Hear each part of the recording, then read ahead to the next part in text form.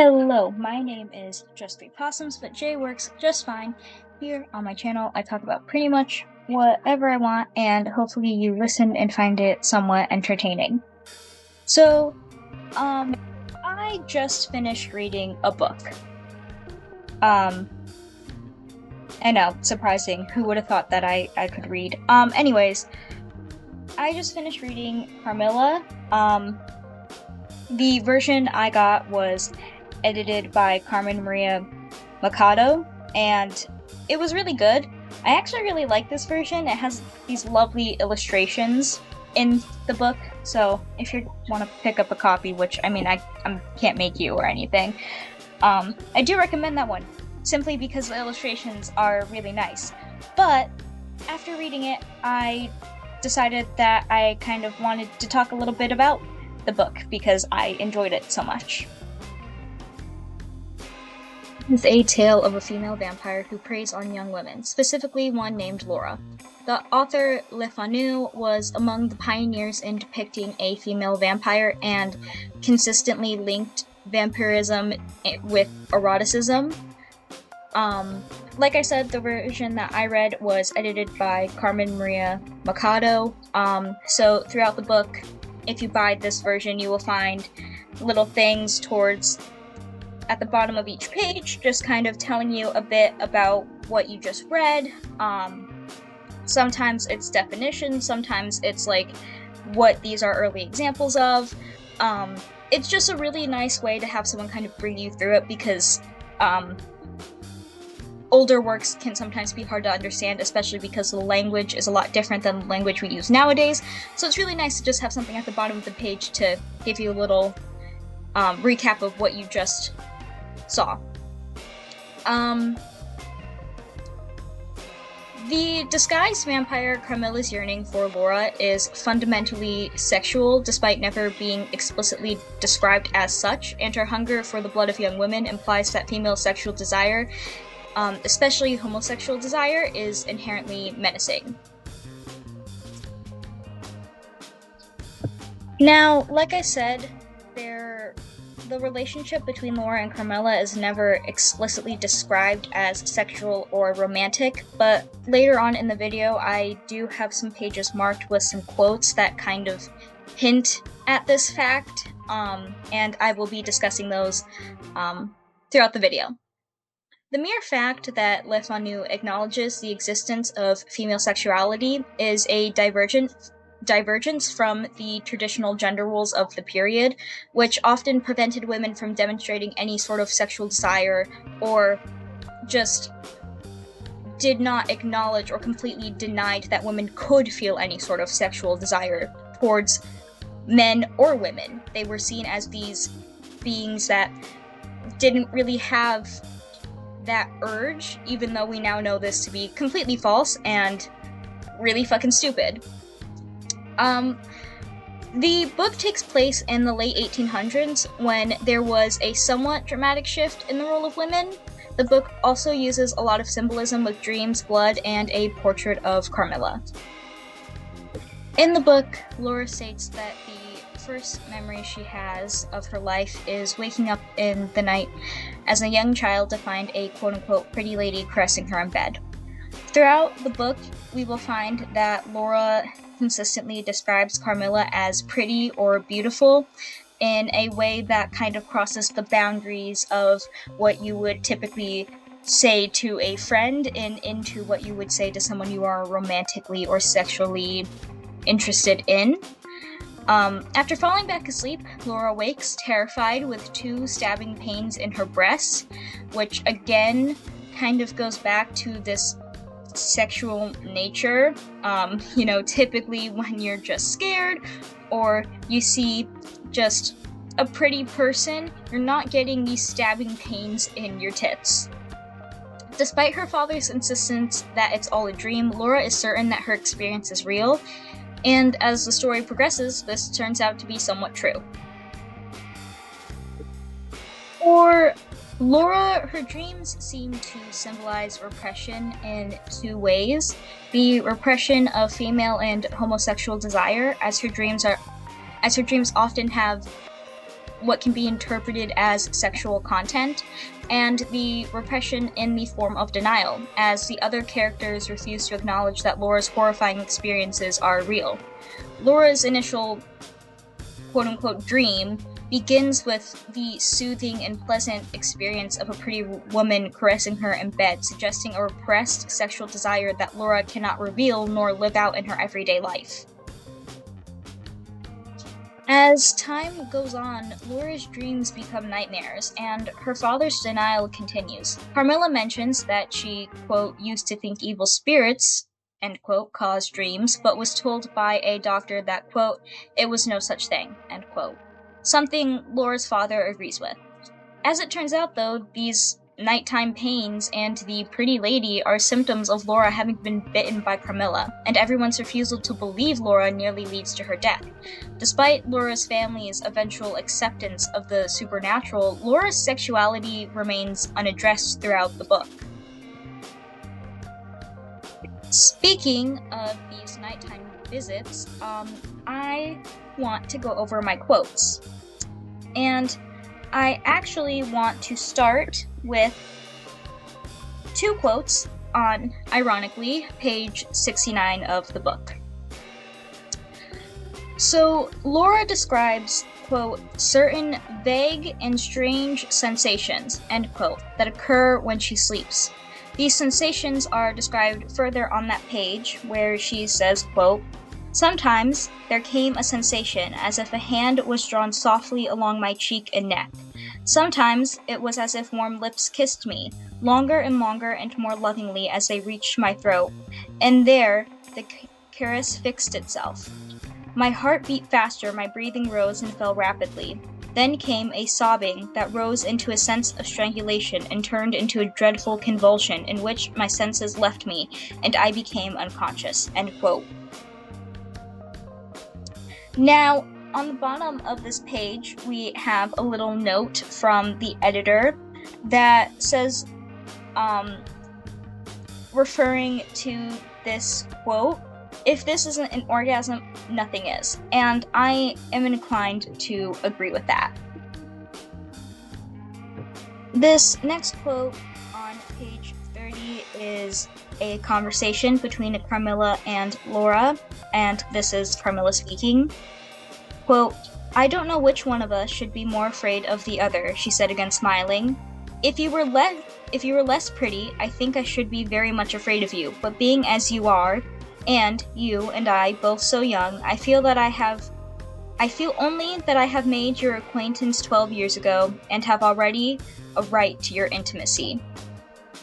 Now, again, Carmilla is describing Laura as pretty, saying that she's not afraid of her because she is just so beautiful, and is also describing how she feels this immediate connection, which, rather than simply describing as friendship, she describes as a right to Laura's intimacy, which is a rather interesting way to phrase it. On the very next page, page 31, Laura again describes Carmilla, saying, quote, her looks lost nothing in daylight. She was certainly the most beautiful creature I had ever seen, and the unpleasant remembrance of the face presented in my early dream had lost the effect of the first unexpected recognition. She confessed that she had experienced a similar shock on seeing me, and precisely the same faint antipathy that had mingled with my admiration of her. We now laughed together over our momentary horrors. Again, Laura is describing Carmilla as the most beautiful creature she had ever seen, which goes beyond what you would typically say about a friend. Of course, we all have, our best friends that we tell they are pretty, and stuff like that, but it's not in the same way. I will compliment my best friend and say, oh, you're so beautiful, but I wouldn't tell my best friend that they're the most beautiful creature I had ever seen. The way Laura is describing Carmilla is something that you would say to a partner, someone you are romantically related to. not just your best friend. We also, throughout the book, see this physical intimacy between the two of them, which, again, goes past the way that you would touch a best friend. On page 35, we have Laura referring to Carmilla, quote, "She placed her pretty arms about my neck, drew me to her, and lay her cheek to mine, murmuring with her lips near my ear, 'Dearest, your little heart is wounded. Do not think me cruel because I obey the irresistible law of my strength and weakness. If your dear heart is wounded, my wild heart bleeds with yours. In the rapture of my enormous humiliation, I live in your warm life, and you shall die, sweetly die, into mine. I cannot help it as I draw near to you. You, in your turn, will draw near to others, and learn the rapture of that cruelty which yet is love. So for a while seek to know no more of me and mine, but trust me with all your loving spirit."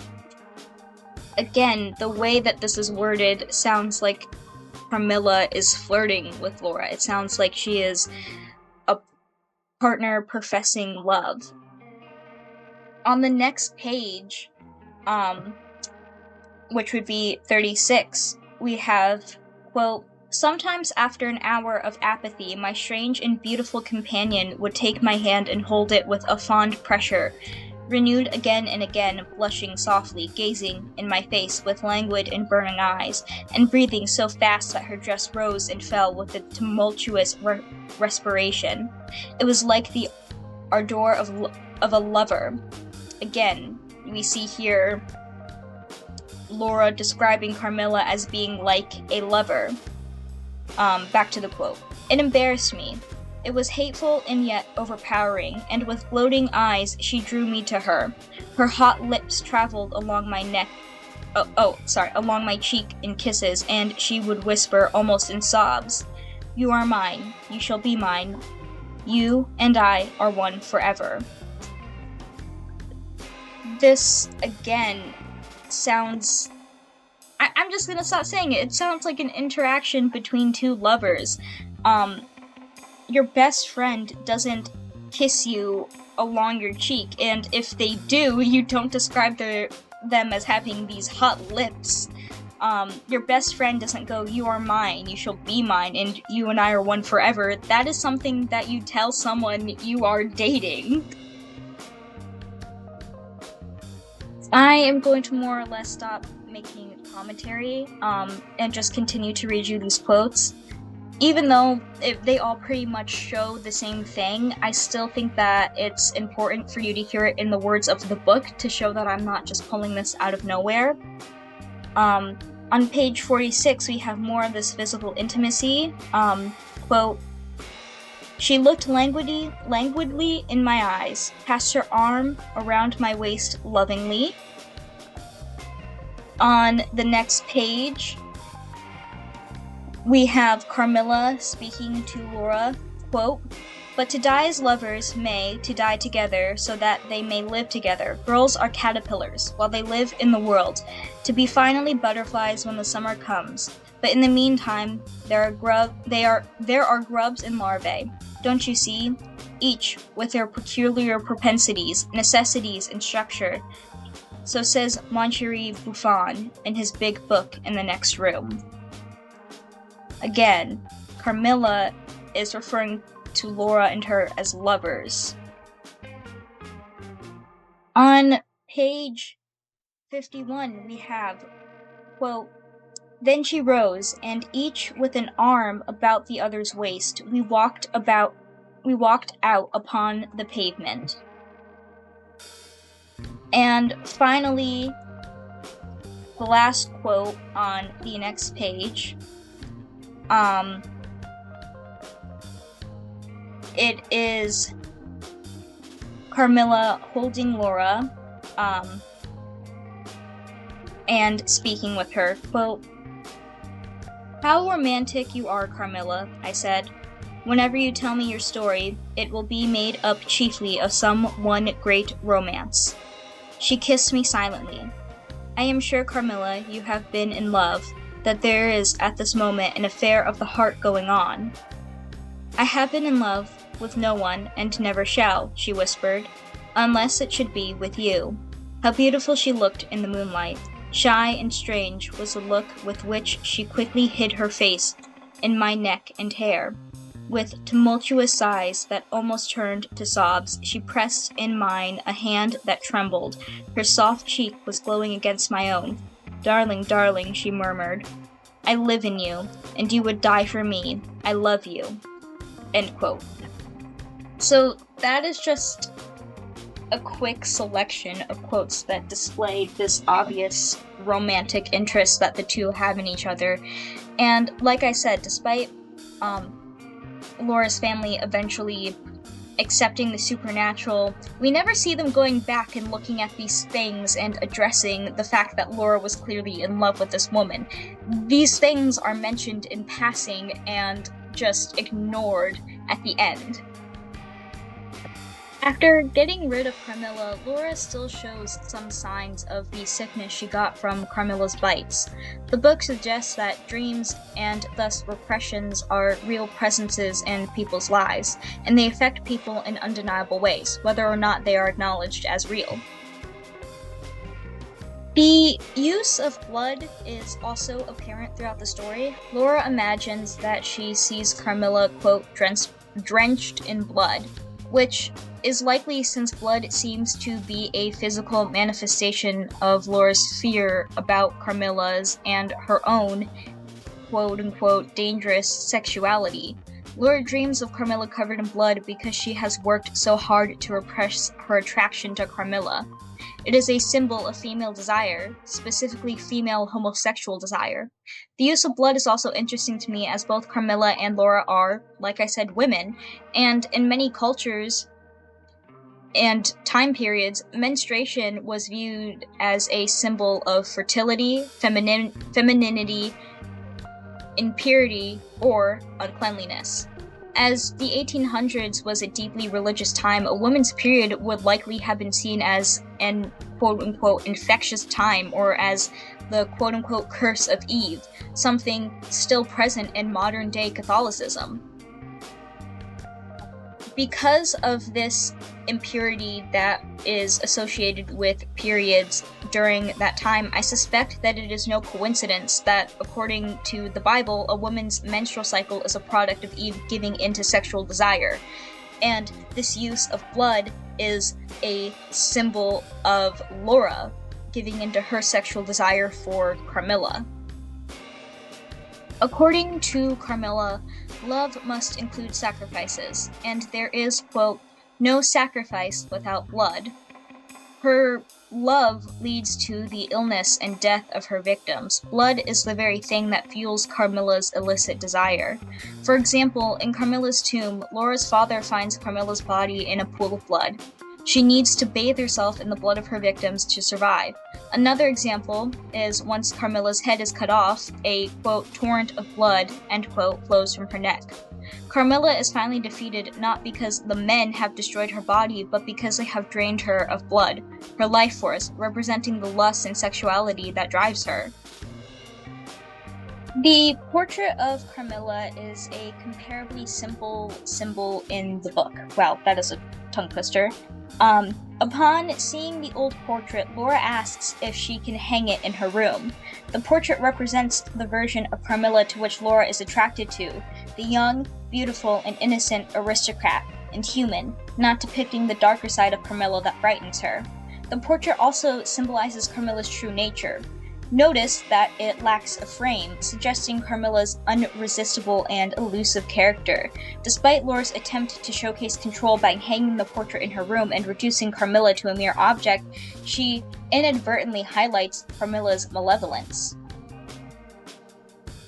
As I have mentioned all throughout this video, Carmilla's longing for Laura is quite clearly primarily sexual, and her craving for the blood of young women suggests that female sexual desire, particularly that of two women, is inherently threatening. Le Fanu emphasizes the sexual nature of Carmilla's attraction to Laura even more than the vampire's violent nature, as it is, quote, her looks that, quote, won Laura over. The reader sees an intimate connection between vampirism and sexuality. Laura's dreams of a young woman who crawls into bed with her, who caresses her, an act that soothed rather than frightened her. Carmilla does similar things, crawling into bed with Laura and treating Laura like her possession. Laura experiences conflicting emotions toward Carmilla, but cannot deny her fascination with Carmilla and her desire to be close to her. She feels an intense physical response to Carmilla, indicating an attraction. Laura's simultaneous attraction to and fear of Carmilla has to do with the fact that Carmilla is free from the control of men. While with Carmilla, Laura is allowed to exist within a world that is accepting of her feminine traits. She can express herself without the fear of male judgment. Laura is so brainwashed by the patriarchy that the only way she can understand Carmilla's desire is by believing that she might be a man, which shows the extent to which female sexuality is repressed. Carmilla has sexual freedom, but she also has earned physical freedom from men by consistently escaping capture. As a result, she never needs to conform to typical expectations. Le Fanu is explicit that Laura's escalating illness is sexual, and that Laura can only be quote-unquote cured once the source of her illness, Carmilla, and specifically the attraction they both feel for one another, has been eliminated, again comparing a woman's sexual desire to illness. Le Fanu defies gender norms by depicting female desire. He ultimately restores traditional norms by showing female desire as dangerous, and making men who are otherwise pushed to the fringes of the story defeat Carmilla. Loss of innocence is also a prevalent theme. Carmilla as a character is a symbol of female sexuality. Her vampire bite has a broader meaning, as it brings about a loss of innocence and the transformation from girl to woman, calling back to the symbol of menstruation. Laura has lived a sheltered life, in comfort and privilege, accustomed to getting whatever she wants. The only time Laura can remember being truly afraid is her first encounter with Carmilla. This innocence is presented as both beautiful and dangerous, as Laura's naivety is what attracts Carmilla, and Laura's lack of knowledge of the world allows Carmilla to easily exploit Laura's inexperience. Laura is permanently transformed from an innocent girl into an adult woman in ways both physical and emotional, and both positive as well as negative. Laura begins to refer to herself as a quote-unquote changed girl who starts to contemplate death in a manner that she doesn't entirely dislike, indicating a more mature way of thinking. Like the vampire bite, menstruation has both beneficial and dangerous effects. It allows a woman to bear children, but also awakens her sexuality, which was considered dangerous during the Victorian era, although now we know that, awakening sexuality is not a harmful thing. Laura understands the frightening things that she has been protected from her entire life. This is terrifying and also essential, since knowing Carmilla's nature saves Laura's life. Laura's growth throughout the story is also embedded in the very structure of the book itself. Her experiences with Carmilla are presented as a recollection, in which the adult Laura looks back on this life-changing event from her youth. The question of how to separate love and lust is often asked by Carmilla.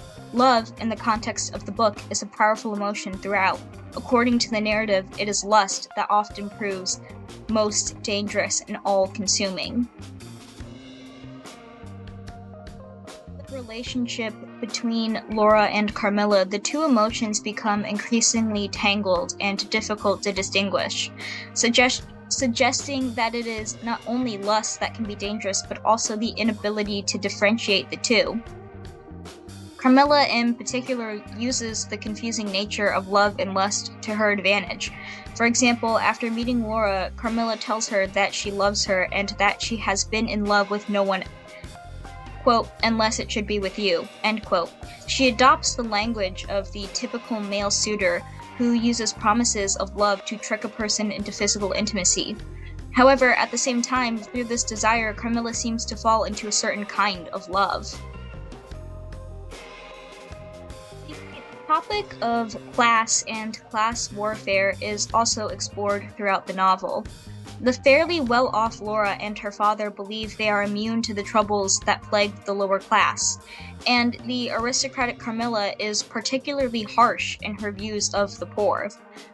Carmilla's villainy, combined with her hatred of the poor, ultimately paints a picture of the poor being victims of an aristocracy that literally and metaphorically feeds off their misfortune. Laura and her father live in a richly decorated chalice and enjoy their wealth, despite not considering themselves magnificently wealthy. They frequently describe the luxury in their house and are preoccupied with material objects, but still pity the lower classes. When the story is read as a tale of class warfare, Carmilla, as the clear villain in the novel, is a warning against what happens when the wealthy are given too much power and influence. The aristocratic vampire sucking the blood of the underprivileged represents the parasitic nature of the relationship between the aristocracy and the lower class. As they suck dry those below them, they can use their influence and wealth to put on false appearances. And with that, we have the end of this video. I feel like this is kind of similar to my last video about the Texas Chainsaw Massacre, but whatever, it's fine. I still really enjoyed talking about it, and I hope you enjoyed listening to me ramble on about it. With that, I hope you have a wonderful rest of your day, and yeah, that's it.